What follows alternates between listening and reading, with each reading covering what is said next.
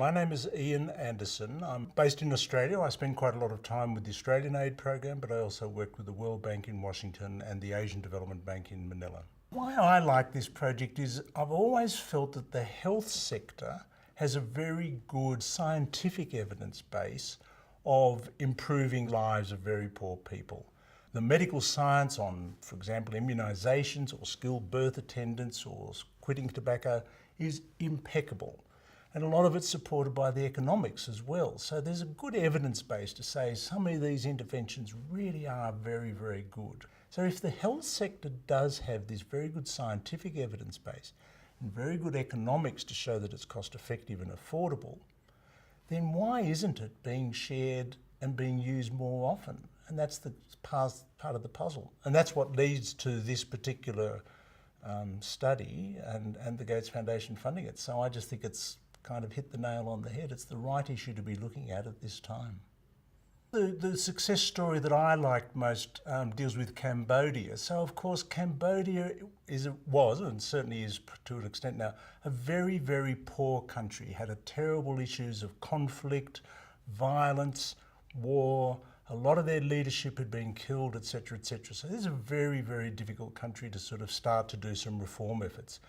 But the part that I found so successful was that they used the knowledge and the learning from, say, for example, the World Bank and the Asian Development Bank and other countries to say, how do we do experiments and trials and pilots to really benefit the people of Cambodia and make things more pro-poor? And they use these very clever techniques to do contracting experiments. How do you improve the contracting for health service delivery?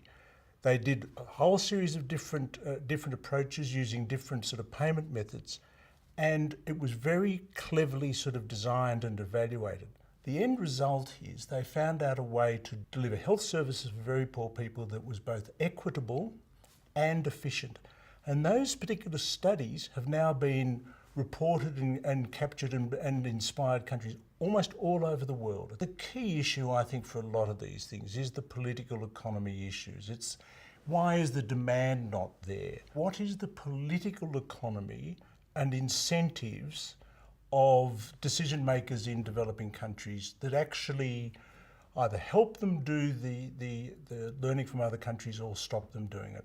There's lobby groups that try and oppose some of this. Some of the case studies shows that certain companies are trying to stop the use of generic drugs, which was the opposite of what learning from other countries was about.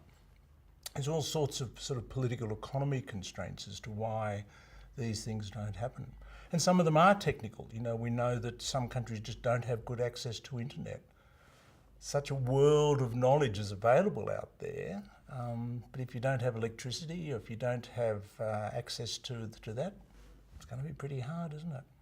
Now, I think the first word would be important because, you know, there are such important sort of health issues and health reform issues around the world, but especially in sort of sub-Saharan Africa, that could be fixed with better learning.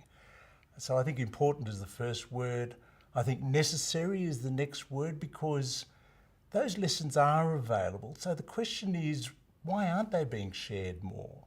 And I guess the third word I would use is leverage, because the Gates Foundation can't do everything on this, and neither can all the development partners. So people have got to use their sort of leverage, both money and convening power and other sort of things, to leverage what the countries themselves can do. And I think those three words would capture it for me.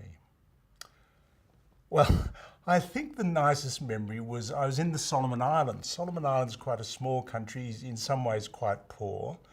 And they have done a very, very good process of having a very pro-poor, nurse-led system of health reform. They're doing some very important things in the post-conflict area.